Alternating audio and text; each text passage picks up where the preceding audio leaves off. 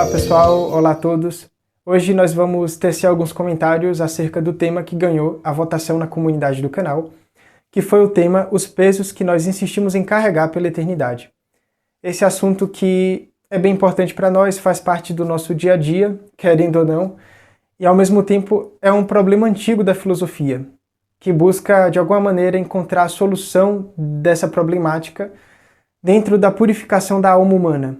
Como a criatura humana, estando onde ela está, fazendo o que ela faz, pode vir a se purificar, como ela pode vir a se salvar. Então, dentro desse olhar filosófico, soteriológico, a gente vai esmiuçar um pouco desse tema, desse assunto. Antes de eu começar, eu queria agradecer a todos que têm se conectado diretamente comigo pelo nosso site, agradecer o pessoal que tem compartilhado os vídeos, e em especial também a Alaia, do canal Viveca, que é um canal que eu admiro muito. Ela compartilhou nosso vídeo de teurgia no canal dela, e é um canal sério sobre filosofia clássica e gnosticismo. Eu recomendo esse canal para você que não conhece. Dê uma olhada lá no canal da Alaia, da Viveca.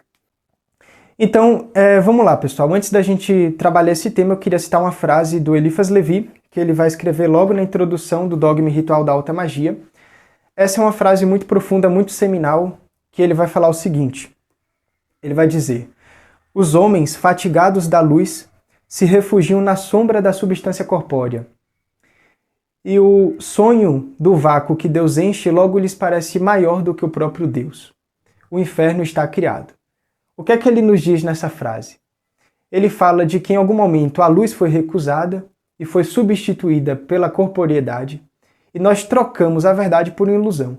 Essa é a origem, basicamente, do problema de toda a separatividade, de todo o mal que podemos vir a experimentar na vida. A troca que fizemos, a substituição da verdade por uma ilusão. Quando você passa a aceitar um sonho como uma verdade, você se enclausura nesse sonho. Você se torna, basicamente, um prisioneiro dessa subconsciência de algo maior. E você precisa vir a se libertar desse processo, né? Para você que já assistiu o filme O Grande Truque, do Christopher Nolan, um dos melhores diretores de cinema que existem, você vê logo no início do filme, né, um filme sobre mágicos, que ele vai falar de que muitas vezes nós queremos ser iludidos, né? Mas temos que desenvolver essa busca pela verdade, que segundo a visão platônica é o nascimento da filosofia. Platão vai dizer de que a filosofia nasce da reminiscência. Ou seja, a filosofia ela vai nascer de uma lembrança perdida. Ela vai nascer de uma sensação antiga, de algo antigo que existe em cada um de nós. Talvez sensação aqui não seja a palavra correta, mas de uma profunda lembrança que você se esqueceu, que eu me esqueci, que todos nós nos esquecemos. E estamos aqui tentando exercitar essa lembrança. A filosofia, portanto, é o exercício da lembrança. É o exercício que estamos fazendo, buscando recordar essa verdade. Porque para Platão, as almas elas já viveram no plano das ideias.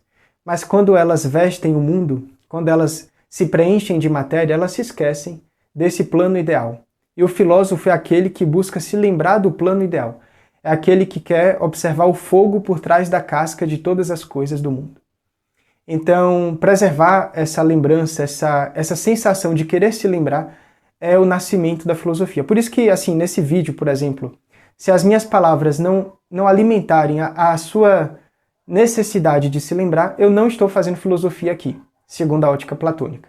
Eu só faço filosofia se as coisas que eu falar, de alguma maneira, alimentarem a sua investigação sobre essa verdade perdida. Aí sim estamos no caminho filosófico.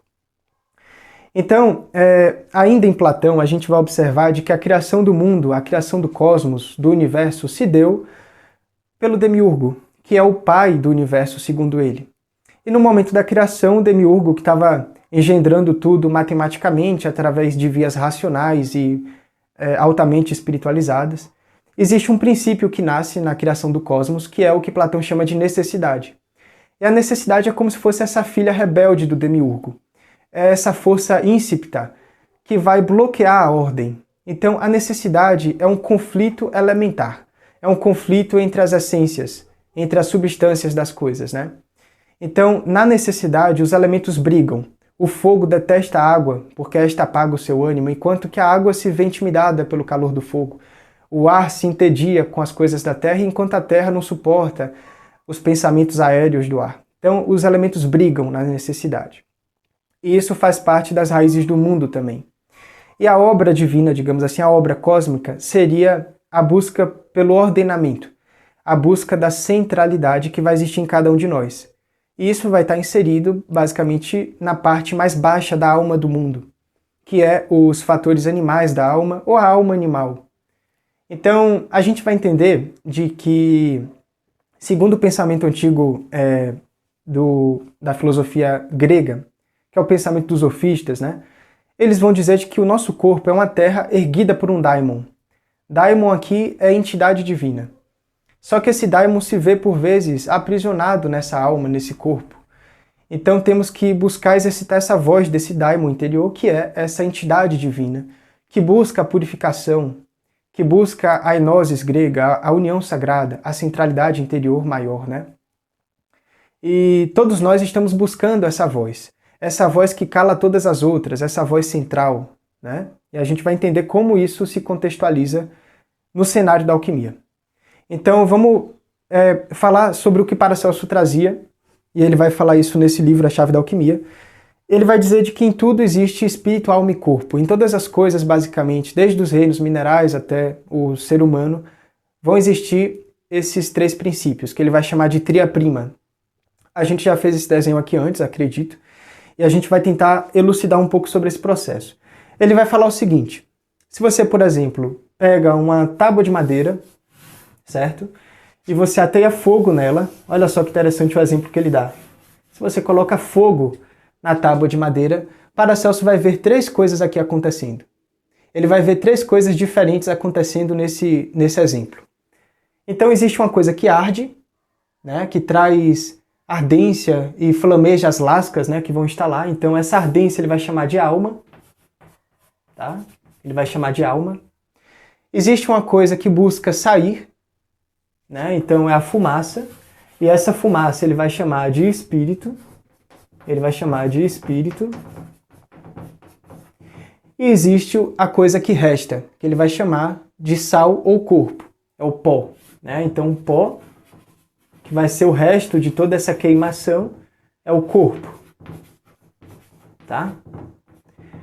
Então, olha que interessante, existe algo que quer sair, que deseja alcançar o céu, é o espírito, é a parte da fumaça.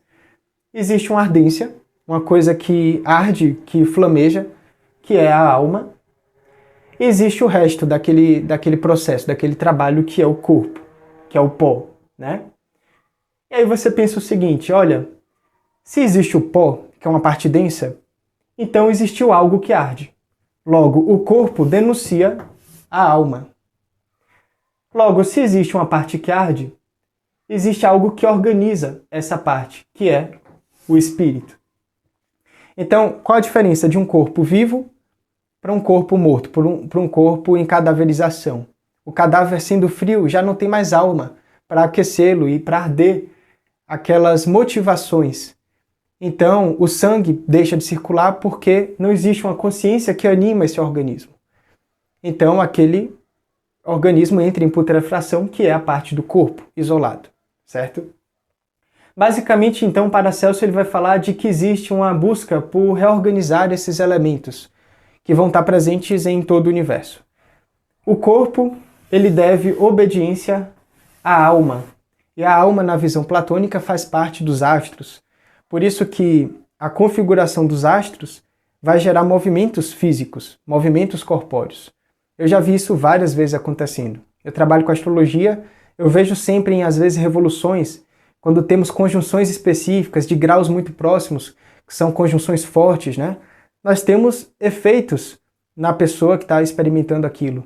Quantas vezes eu peguei uma lua de fogo e eu mencionei de que provavelmente o seio da mãe daquela pessoa pode ter ressecado o leite e a pessoa confirma? Porque a gente entende que o fogo ele resseca os líquidos que saem da lua, né? E a lua vai estar ligada aos líquidos do corpo. Quantas vezes eu vi conflitos de Saturno e Vênus que dá cálculo renal? Ou pessoas que têm, às vezes, dificuldades com acúmulo de gordura ligado apenas a Vênus, né? Então existem aí vários fatores do mapa que influenciam o corpo. Por quê? Porque a alma é mais antiga que o corpo. E as coisas mais antigas no universo, elas ordenam as coisas mais novas. Só que o espírito, ele é mais antigo do que a alma. Logo, a alma deve obediência ao espírito. Mas isso não acontece normalmente. O que acontece é todos nós estarmos escravizados pela alma. Porque a gente pode pensar o seguinte, tudo bem, a alma ela traz a ardência, né? E o corpo ele traz o efeito. Como diz William Blake, poeta, né? Visionário, o corpo é uma parte da alma que se percebe. Eu acho que é a quinta ou sexta vez que eu cito essa frase aqui. Então, é fácil ver as coisas do corpo. Você está com um problema de mancha de pele, você observa o problema, você toca no problema, você consegue trabalhar naquele processo. Agora, como você vai ver as coisas da alma, as necessidades da alma? Como você vai ver as coisas do espírito, né? Então a gente fala de que o espírito ele ainda tem uma voz. E olha que interessante é esse processo. Existe uma voz, que é justamente a voz desse daimon, segundo os antigos órficos, né? Que precisamos exercitar em vida. Porque já que o espírito ele é mais antigo que a alma, quando eu exerço essa voz espiritual, a alma deve obediência a essa voz. Mas muitas vezes a própria alma, que traz inflamações, ela já engendra diversas vozes. Ela já engendra uma ardência que muitas vezes nos aprisionam. As paixões, os desejos. E enquanto nós estivermos alimentando desejos mundanos, nós estamos invisibilizando essa voz. E para essa voz existir, que não é apenas uma voz, mas sim um verbo, né? Então a gente fala do verbo aqui no sentido espiritual, quando você exercita esse verbo, certo? Em um cenário sagrado, em um cenário contemplativo, a alma lhe obedece. E é assim que deve ser, e não o contrário. Porque a alma normalmente escraviza o espírito. É a pessoa que não consegue ter força de vontade. Só que vontade é força acumulada, e essa força acumulada vem do exercício. Então é algo repetitivo, igual uma academia, igual uma musculação, que a gente pega o peso, cria um estresse corpóreo, lasca o tecido muscular para criar massa. Temos que criar essa massa de vontade, digamos assim, para a potência da sua voz espiritual comandar as questões da alma. E aí que tá, poxa, como é que a gente vai desenvolver essa voz espiritual aqui? Aí nós falamos em nos espiritualizar. Como é que a gente se espiritualiza? Temos que imitar o espírito. Então a gente se torna uma coisa quando a gente imita ela, né? Então, você vê os alquimistas, eles imitaram a natureza no laboratório e aí eles compreendem os processos da natureza a partir dali. Foi uma maneira deles estudarem um microcosmos e um macrocosmos, né? Porque eles, com aquela mini natureza congelada em vidros no laboratório, eles podem acelerar a matéria a um ponto em que eles observam o que pode vir a acontecer e eles podem atrasar a matéria a um ponto deles observarem o que é que acontece nos reinos inferiores. Então é a recriação do cosmos no trabalho alquímico, né? Como é que a gente cria essa voz? Imitando o espírito. E o que é o que o espírito ele faz? Ele testemunha. O espírito ele testemunha as dificuldades corpóreas e as oscilações da alma. A alma que se é vista normalmente como símbolo da serpente, devido aos ciclos lunares, né? A gente vai ter inclusive a serpente que guarda o ovo ófico, que é um dos simbolismos mais bonitos assim que a gente vai ver. O ovo ófico sendo guardado por uma serpente, né? A gente entende de que esse espírito deve subir nessa serpente, deve domar essa serpente. A gente fala do cajado do mago, que está ligado à serpente, ou o dragão do mago também, né? Em alguns simbolismos. Mas essa voz ela vem com o ato mimético ao espírito. Eu tenho que imitar aquilo que o espírito faz. E o que é que o espírito faz? Ele testemunha as questões do corpo e da alma. Por isso que os budistas eles meditam, porque a meditação é um testemunho dos seus pensamentos, das suas emoções, do seu estado físico. Então você vai simplesmente sentar e você vai testemunhar. Você vai ver em silêncio, você vai contemplar sem julgar. E é isso que faz a vontade ela ser exercitada. Agora é muito interessante a gente compreender as estratégias que acontecem nesse processo, porque você não pode gastar a palavra. Você tem que economizar a sua palavra. Como fala o Gilles Payot, filósofo francês que escreveu A Educação da Vontade, a sua palavra ela deve ser importante. Então não saia dizendo para todo mundo que você vai mudar, sendo que você não vai. Se a alma for mais forte do que essa voz, você pode falar para trocentas pessoas que você vai fazer diferente, e aí passa uma semana e você cai no mesmo buraco. Você tem que deixar para falar em um momento especial para você. Mas até lá você tem que se preparar. Por isso que a gente fala de que ritual mágico não se faz todo dia, não se faz toda hora. É uma vez em 2 meses e olhe lá. Você tem que preparar o seu ritual à ambiência, porque se você estiver na ambiência e naquele momento você exerce a voz que se torna o verbo, aí você está empregando a sua vontade. E essa vontade vai sendo acumulada para esse espírito nascer. E quando essa consciência nasce, nós domamos a alma. Porque o orfismo aqui nesse pensamento, ele nasce da mitologia de Orfeu. Orfeu, que era músico, né? Herda o canto da sua mãe e a lira de seu pai, Apolo. Ele precisou salvar Eurídice do submundo, mas ele não resiste às tentações das paixões, ele estava apaixonado por ela. E no momento que ele está saindo do submundo, ele quebra o pacto, o acordo que ele tinha feito com Hades, e ele olha para trás. E quando ele faz isso, o que é que acontece? Eurídice é puxada novamente para o submundo. Então a filosofia órfica do orfismo, ela trabalha basicamente nisso, de você não precisar olhar para trás, porque quando você olha para trás, você se atrasa. E aí, como fala o grande Jorge Antônio Ouro, né, lá do Vida Inteligente, que fazia o Vida Inteligente junto com o Grego, ele fala, você fica preocupado no agora em ajeitar o seu passado, enquanto o agora servir para você experimentar, né, o agora e criar o seu futuro. E aí você não faz isso, você no agora tenta ajeitar o passado. Então, quando essa memória do tempo, do passado, se arrasta no agora, você não consegue construir uma vida digna, né? Você não consegue construir uma vida que lhe traga uma autoridade pessoal, que é o que a vontade lhe traz, uma certa autoridade, né? Então, é bem interessante falar sobre esse mecanismo, esse processo da voz, do verbo que o Espírito ele engendra. Basicamente, quando a gente começa a falar sobre pesos que nós precisamos transcender, estamos falando de um pensamento clássico do budismo que é bem interessante. A gente está falando sobre a ideia sansārica, a ideia do samsara, né? Que é a famosa roda budista de reencarnações, a famosa o sistema que está sendo criado no mundo, e a gente não sabe dizer quando começou a ideia sansārica e nem quando vai terminar, mas é um sistema que basicamente funciona assim: quanto mais eu alimento desejos do mundo, mais eu retorno, certo, para essa experiência material. E nós ficamos nesse loop de retornar para experiências materiais, pois alimentamos desejos do mundo. Então temos atos sansáricos, temos pensamentos sansáricos, temos desejos sansáricos, que vão alimentar a ideia transitória de um eu carnal que não se sustenta perante a grandiosidade desse espírito que testemunha a carne, certo? Enquanto não nos espiritualizarmos, enquanto a gente não exercitar aquela voz perdida, ou encontrar filosofia, amar saber, buscar reminiscência, nós estaremos fadados a esses ciclos da alma, né? E assim a gente não vence a serpente, a gente não doma esse dragão e sempre voltamos a reencarnar nessa estrutura sansárica. Por mais que em algum momento você se ilumine, digamos assim, você pare de alimentar os desejos do mundo, as pessoas à sua volta ainda vão alimentar os desejos do mundo. Então a roda não para só porque você neutraliza esse processo em você. Porque enquanto os desejos do mundo estiverem sendo alimentados, o plano astral ele sobrevive, o plano astral continua vivo em seu combustível natural, criando imagens que depois se coagulam como realidades físicas. Então o nosso objetivo como humanidade é evaporar o plano físico. E nós faremos isso também evaporando o plano astral, sublimando o plano astral, para que esses níveis densos das camadas do mundo possam vir a receber uma purificação. E aí, como falam os antigos, né, helênicos, isso vai inspirar os deuses a criarem coisas novas.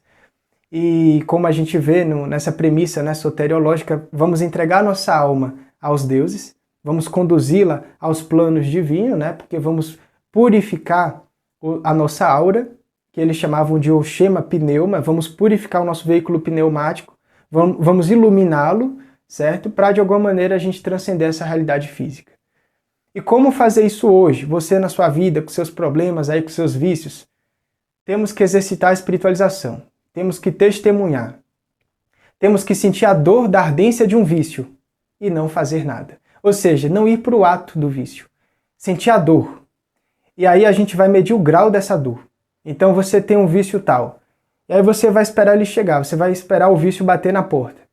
E aí quando ele bater na porta, você vai medir a força que ele tem, que é a alma gritando.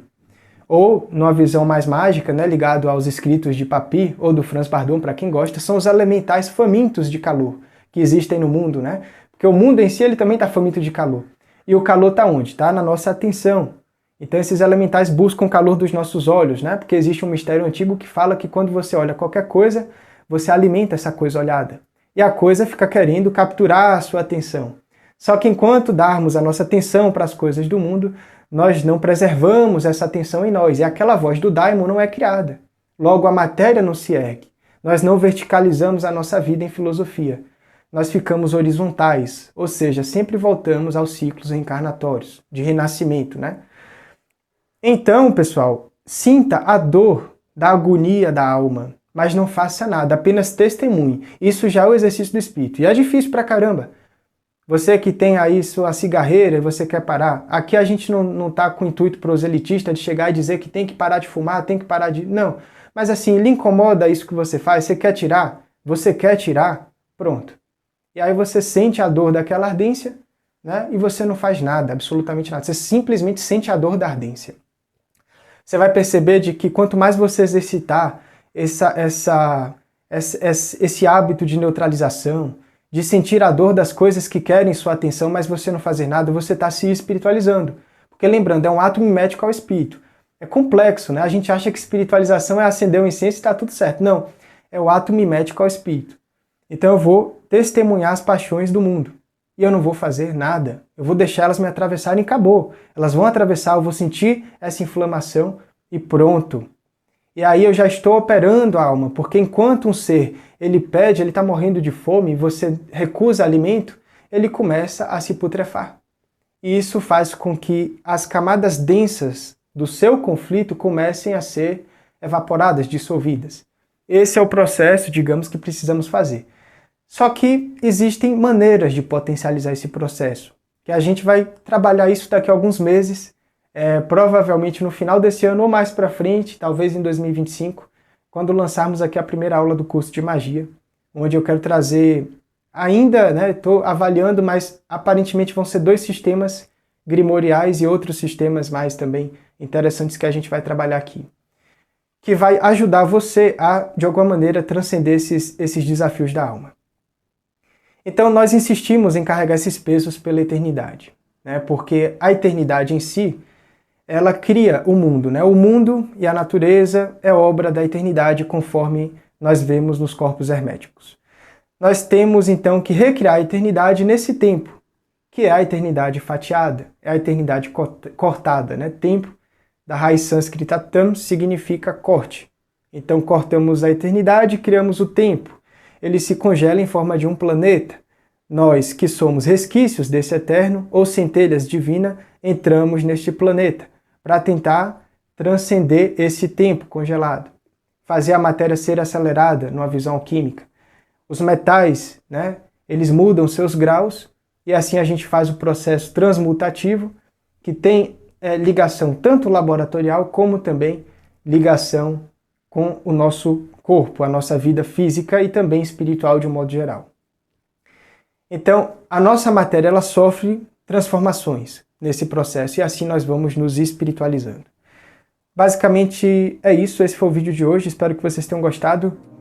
Um grande abraço a todos vocês, muita paz, muita luz, sigamos aí com os nossos estudos e mais uma vez recomendo para você que tem interesses nos nossos trabalhos, nos cursos, dê uma olhada lá no nosso site portalespiritualidade.com. Um grande abraço pessoal, muita paz e até o próximo vídeo, valeu!